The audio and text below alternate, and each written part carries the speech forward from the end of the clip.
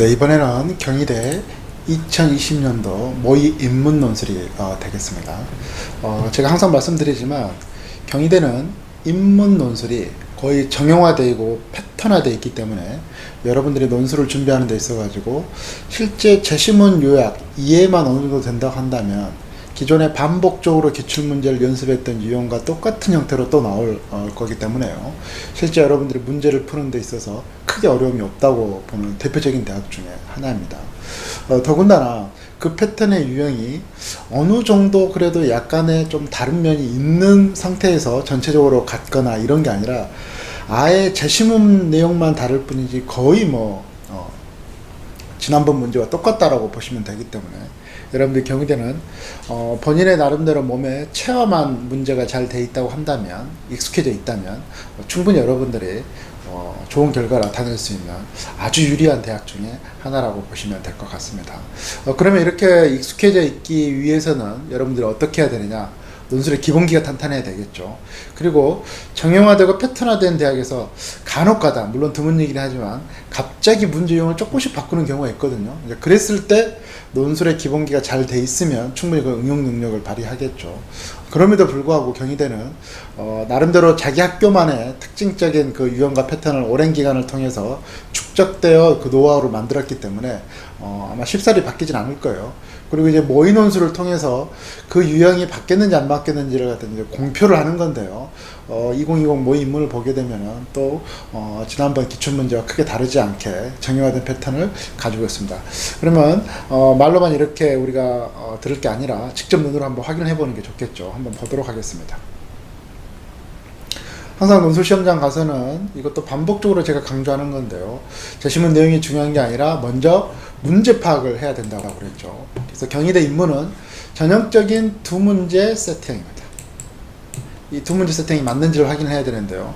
두 문제 세팅이란 거는 1번 부연 문제는 요약형, 2번 핵심 문제는 자기주장형으로 나와 있는지 이걸 확인하면 되겠죠. 그래서 논술은 기본적으로 어느 대학이든지, 즉 두 문제 세팅이든지 세 문제 세팅이든지 요약과 자기주장이라는 큰 틀에서 문제가 만들어지고 있다는 걸 여러분들이 좀 잘 이해를 하고 있어야 되겠죠. 그래서 이제 1번 보게 되면 가장 먼저 또 해야 될 게 논제가 하나인지 두 개인지를 파악을 해야 되는데 지금 여러분 눈으로 보시듯이 논제가 두 개이죠. 그래서 대부분 수험생들이 논제별로 이렇게 체크를 하지 않는 상태에서 문제를 푸는 경우가 굉장히 많은데요.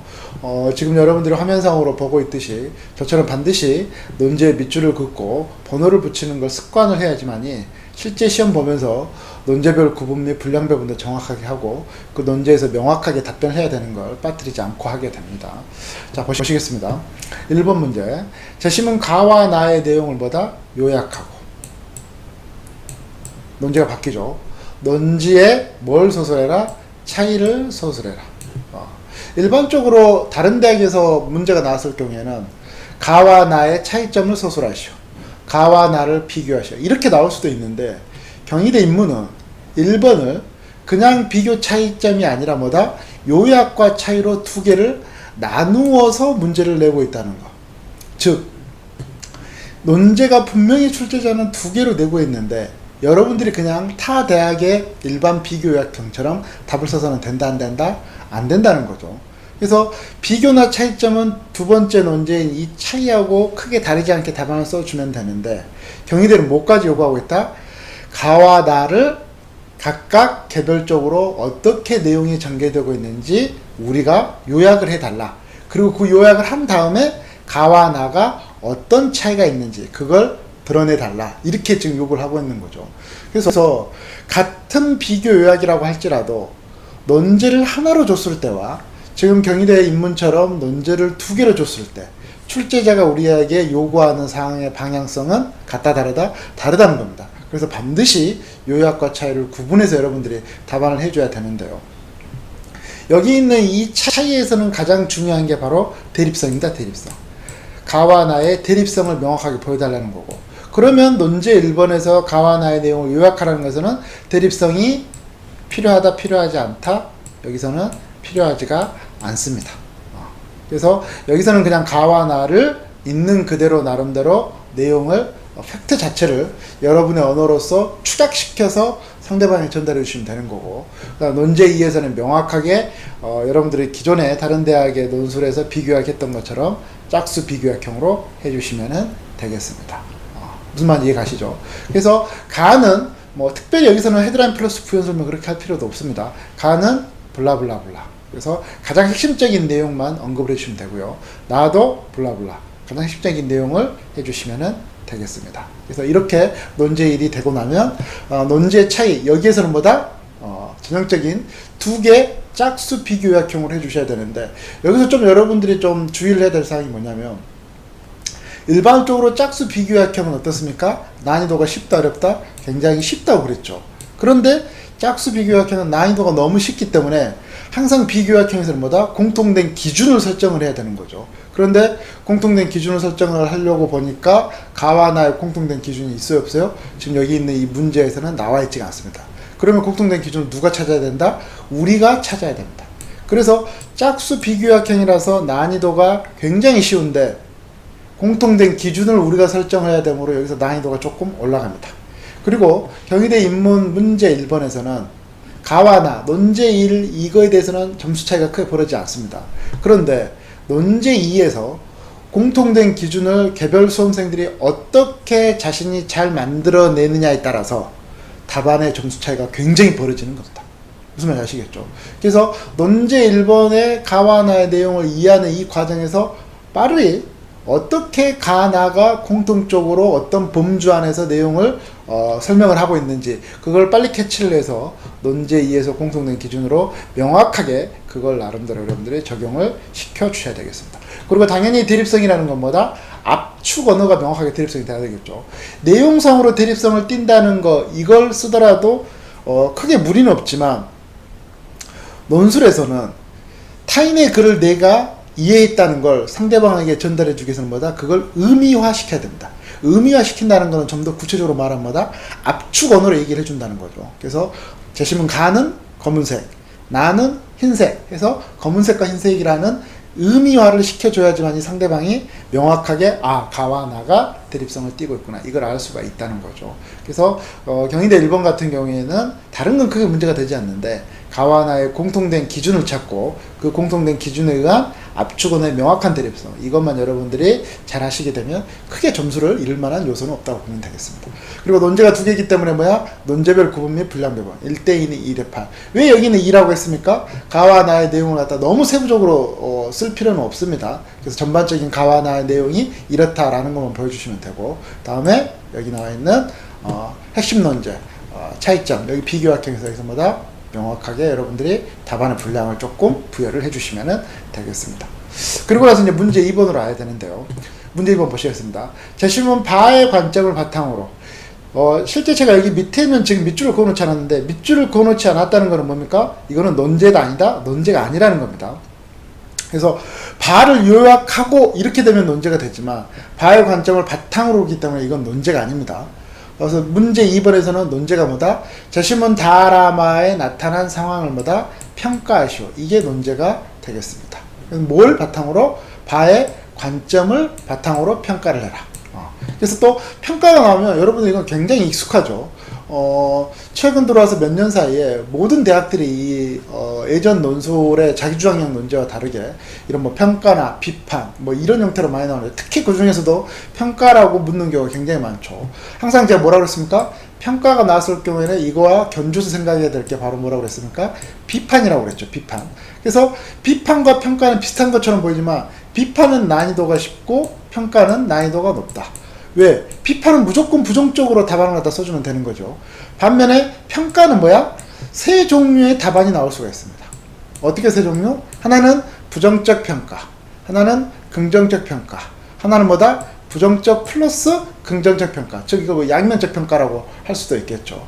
그래서 여기 나와 있는 바의 관점으로 다라마에 나타난 상황을 갖다 평가라는 거는, 이건 뭡니까? 바와 다가 서로 같으면 긍정적 평가, 다르면 부정적 평가. 다른 것도 있고 같은 것도 있다. 그럼 뭐야? 부정적 평가 플러스 긍정적 평가 이렇게 줍니다. 라도 마찬가지고 마도 마찬가지겠죠. 그래서 평가형 논제가 굉장히 어려운 것처럼 보이지만 저에게 배운 수험생들은 시험장 가서 평가가 나오면 뭐야? 어떻게 이 평가형 논제를 갖다 해야 될지 그 프로세스 과정을 저한테 반복적으로 배웠기 때문에 크게 어렵다고 느끼지 않을 것입니다. 다시 한번 말씀드립니다. 평가는 세 종류의 결과가 나올 수 있다. 어떻게? 부정적 평가, 긍정적 평가, 부정적 플러스 긍정적 평가. 그리고 평가는 그 평가에 대한 대상과 서로 같으면 긍정적 평가, 다르면 부정적 평가. 같기도 하고 다르기도 하면 뭐야? 양면적 평가. 이렇게 주면 됩니다. 그런데 일반적으로 이 평가에서 가장 설득력이 높은 답안으로 나오는 게 바로 뭡니까? 여기 나와 있는 세 번째 양면적 평가입니다. 왜냐하면 먼저 부정적 평가가 답안으로 나오기는 굉장히 힘들어요. 왜? 만약 가장 설득력이 높은 답안이 부정적 평가가 된다면 비판하라고 묻지 굳이 평가로 물을 필요가 없기 때문이죠. 그 다음에 긍정적 평가 같은 경우에도 어떤 평가의 대상에 대해서 다른 걸 갖다 평가를 하는데 무조건 긍정적 평가다 이런 경우에는 현대사회가 다양화되어 있기 때문에 부정적 평가와 긍정적 평가는 너무 양극단적인 경우가 많습니다. 그래서 아무리 좋은 것도 안 좋은 게 없을 수가 없고 아무리 안 좋은 것도 어느 정도 좋게 볼 수 있는 면이 없기는 힘들다는 거죠. 그래서 일반적으로 통계상으로 보게 되면 양면적인 평가가 설득력이 가장 높은 답안의 경우가 의외로 많다는 것입니다. 이건 여러분들 좀 중요한 포인트로 참고를 해주시면 될 것 같고요. 다음에 이 바의 관점인데 여러분들이 바를 요약하라는 논제는 아니지만 뭐야? 사실상 여러분들이 바를 요약을 해야 됩니다.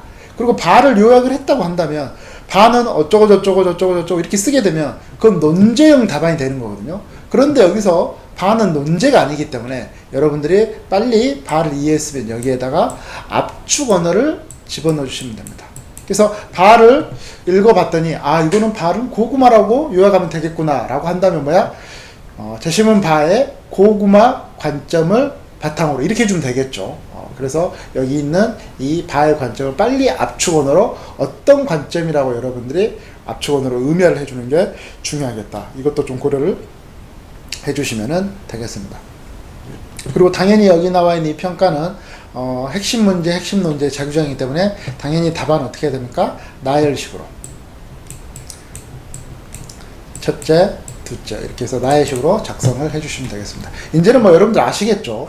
뭐 경희대뿐만 아니라 모든 대학들을 핵심 논제, 자기주장일 경우에는 뭐다? 첫째, 둘째 나열식으로 전개를 해주시면 되겠습니다. 그래서 이렇게 전체적으로 논제를 파악을 해봤는데요. 제가 원래대로 한다면 먼저 요약, 차이, 평가, 논제 3개에서 출제자가 나름대로 의도하는 힌트나 함정을 갖다 찾아야 되는데 제가 이번에는 한번 먼저 직접적으로 논제 파악을 하면서 설명을 해봤습니다. 그리고 이렇게 전체적으로 이제 논제 파악이 됐다고 한다면 바로 이제 재시문에 들어가야 되는데요. 경희대 인문에서 여러분들이 여기서 하나 또 고려를 해야 될 사항이 있습니다.